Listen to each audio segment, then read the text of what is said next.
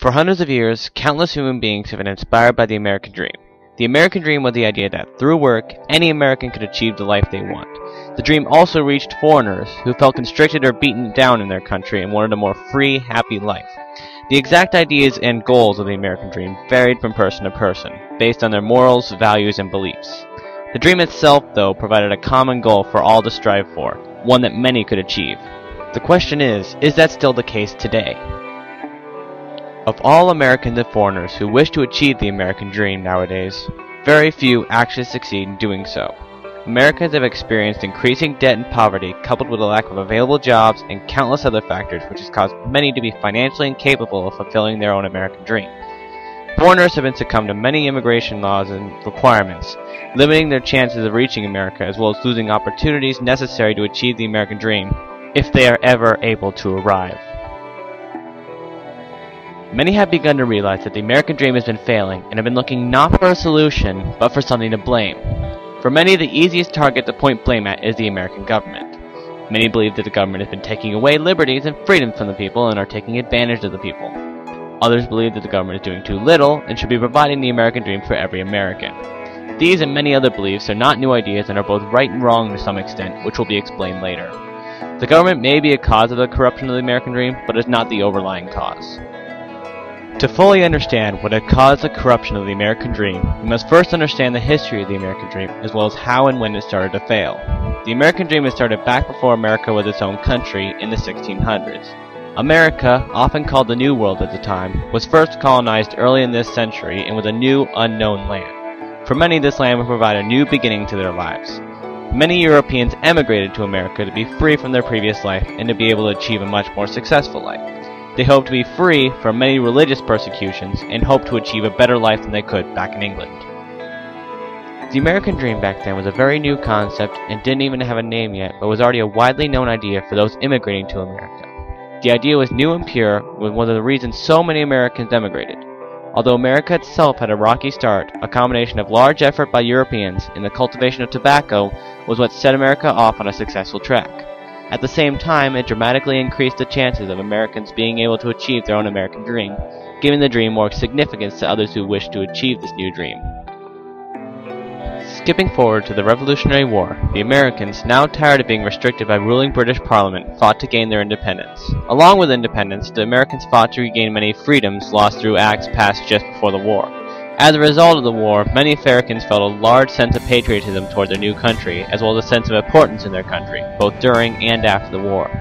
As a result, the Americans were able to outlast the British during the war, and work hard afterward to not only survive as a brand new country, but to thrive as well.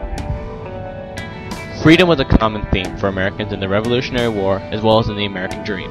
The British government, a constitutional monarchy, was very taxing on the freedoms of its citizens, and didn't leave much room for change. Americans, after 200 years of slowly wearing these restrictions, eventually broke free. The independence of America had brought the American dream to what arguably could be its strongest point in history. Freedom was fully attainable, and people, empowered strongly by their patriotism, worked hard at making the American dreams available not only to themselves, but to other Americans as well. In the 1920s, almost 150 years after the Revolutionary War, the American dream starts to noticeably decline. The 20s occurred just after the end of World War I, where America and the Allies had won. The war, in the short term, had a greatly improved U.S. economy and led to the Roaring Twenties. F. Scott Fitzgerald's The Great Gatsby shows fairly well what occurs in this time period and how this affects the American dream. Americans, many richer than ever, usually spend their times partying, drinking, or simply enjoying themselves. The Roaring Twenties, although a great time for America, ended up hurting the American dream deeply. The new U.S. wealth was not evenly distributed, and class lines between the aristocracy and those in poverty deepened. The aristocracy, now too rich to ever need to work another day in their lives, partied, drank, and didn't care or understand anyone else but themselves. Those who were born in rich families now do not understand the importance of the American dream, since they have never needed to actually work to achieve what they wanted.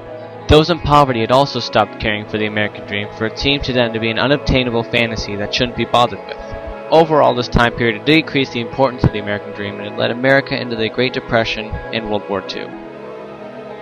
The Cold War was a terrible time for America, for it had left Americans in constant fear of destruction. Much political and military tension between the US and the Soviet Union had occurred and lasted about 46 years, starting after World War II. Although many had received much nationalism with their country, the government was in a very awkward state, having to deal with the constant tension and competing with the Soviet Union. American society, with help from the government, had, in part to one-up the Russians and in part to divert citizens' attention from the war, started putting a focus back on patriotism, the driving factor which guaranteed us victory in the past. The American dream was put into significance at this point, but society started to focus the dream much more specific than in the past. Every American had to marry, have 2.5 kids, live in a white house in the suburbs, raise a flag in the yard, go to church every Sunday, go to a cubicle job every day, kids to school, and the wife cooking and cleaning. At surface value, this dream doesn't seem too bad, for the males at least. While the American dream had fairly huge significance at the time, it was for completely different reasons than in the past. It had ended up in the process removing many freedoms by socially limiting the American dream. Now, at the present, the American dream is mixed up, twisted, and corrupted by the events in the past. For many, it has lost significance in life due to either its impossibility or that it's taken for granted depending on their social class.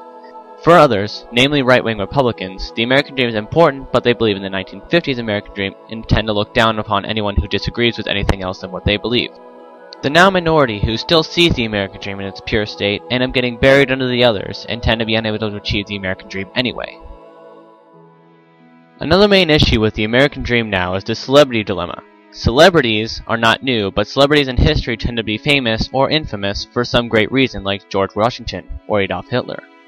In recent years, however, society has strived for fame and desire to idolize, so the quality of celebrities has diminished greatly. This undermines the working aspect of the American dream, for many of the present celebrities do little to nothing and received everything they could ever want, while many in the lower class could work as hard as possible and still not compete. The American dream is failing, and has been failing for quite a while. Cynics tend to give up on the dream altogether, which tends to destroy it even faster. However, I believe that the American dream, although very weak, is not dead. There is still a chance at reviving the dream and bringing it back to its former glory. To do so, though, would require a huge effort by a large number of Americans. Not through riots, not through peaceful protests, not through petitions, not through rebellions on the government. The best way to recover the pure American dream is to believe in the American dream. Spread the pure dream to others and have them spread it to others.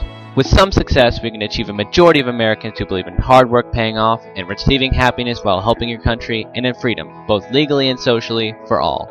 If the majority believes in this dream, and the dream can be passed into the next generations, we as a whole can purify that which has made America into the great country it is today.